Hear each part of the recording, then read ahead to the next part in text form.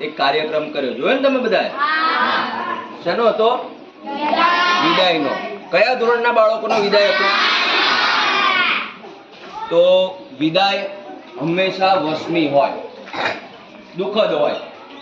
દીકરી પરણીને સાસરે જતી હોય ત્યારે પણ એને દુઃખ થતું હોય, કારણ કે પોતાનો પરિવાર છોડી અને જઈ રહી. આજે આપણી શાળાના ધોરણ 8ના બાળકો આપણા શાળા પરિવારમાંથી હવે બીજી શાળામાં ભણવા માટે જઈ રહ્યા છે, પણ આપણી શાળામાં તો તેઓ વિદાય લઈ રહ્યા છે. લઈ રહ્યા છે ને?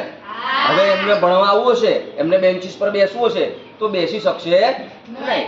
એમને જે આગળની સ્કૂલ ધોરણ 9માં તારાપુર, ખંભાત, જે જગ્યાએ જાય ત્યાં ભણવું પડશે. તો મેં જોયું આખું વર્ષ બાળકોએ ખૂબ જ મહેનત કરી છે, ભણવામાં પણ હોશિયાર, દરેક કામમાં પણ હોશિયાર. મારે જે જગ્યાએ ટકોર કરવાની હતી એ વખતે મેં કરી છે, પણ મારે એમને ગુણ આપવાના હોય તો 100માંથી 95% હું આપીશ. એટલે બધું જ સારું હતું, ભણવાનું કામ પણ સરસ હતું. મારે એમને થોડી સલાહ પણ આપવાની છે. સલાહમાં એવું છે કે જે બાળકો અહીંયાથી ભણવા માટે જાય છે એ ખૂબ જ ભણે, સારી પોસ્ટ પર એ નોકરી કરે, સારો હોદ્દો મેળવે, ત્યારે અમને એવું થાય કે અમારા ભણાવેલા બાળકો છે. બીજું, ધોરણ 8ના બાળકોને પણ કહ્યું છે કે આ સ્કૂલ તમારી છે. સ્કૂલ છોડી દો, તમે ખંભાત, તારાપુર કે તમારા ગામની સ્કૂલમાં જાઓ, આપણી સ્કૂલ નથી, હવે આપનું કંઈ છે નહીં. તો એવું નથી, બાલવાટિકાથી ધોરણ 8 સુધી તમે અહીંયા ભણ્યા છો, એટલે સૌથી વધારે મહત્વનો સમય તમે આ શાળામાં વિતાવ્યો છે.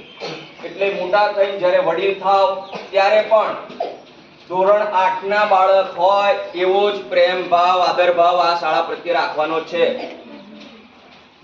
તમે મોટા થશો ને પણ અમારા માટે તો પરેશ જ રહેશો કે કૃપા જ રહેશે. બરાબર છે? તમે કદાચ તમારા ઘરે પણ સંતાન થશે ત્યારે તમે અમારા માટે પરેશ જ હશો.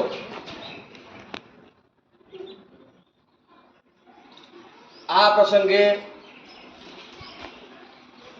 બાળાઓ, દીકરીઓને પણ હું એટલી સલાહ આપીશ, તમારા સમાજમાં જે હોય, પણ અત્યારે તો દરેક સમાજમાં શિક્ષણનું મહત્વ છે. મેં તમને અગાઉ પણ વાત કરી હતી. એટલે ભણજો. ભણવામાં એટલે આપણે ટોપ રહેવાનું. ભણવા માત્ર ભણવા નહીં જવાનું. ખ્યાલ આવ્યો?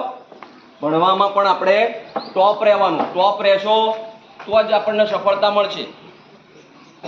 મને આશા છે કે ધોરણ 8ના તમામ બાળકો ટોપ પર રહેશે. જ્યારે પણ અમારે તમારી જરૂર પડે ત્યારે તમારે અમને સાથ સહકાર આપવાનો પણ છે. આ શાળા તમારી છે, તમે અમારા છો અને અમે તમારા છીએ ને? તમારા. અમારી જરૂર જ્યારે કોઈ પણ ક્ષેત્રમાં પડે ત્યારે તમે અમને યાદ કરજો.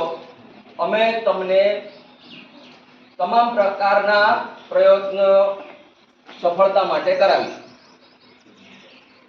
તમે ધારો કે ગણિતમાં જ્ઞાન સાહેબને નથી સમજણ પડતી તો જિગ્નેશભાઈ સાહેબ છે, બેન છે, ચિરાગભાઈ છે, સુનિલભાઈ છે, બધા છે જ આપણી શાળામાં.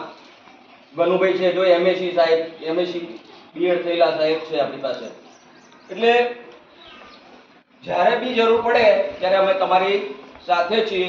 અને ખાસ મારો પહેલેથી એક જ આગ્રહ છે, ભણવાનો.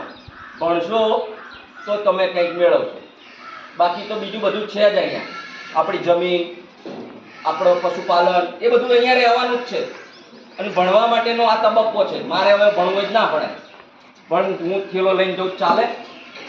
હા, ભણાય ભણવું હોય તો, પણ થેલો લઈને જે સ્કૂલમાં મજા આવે ને એ ના આવે.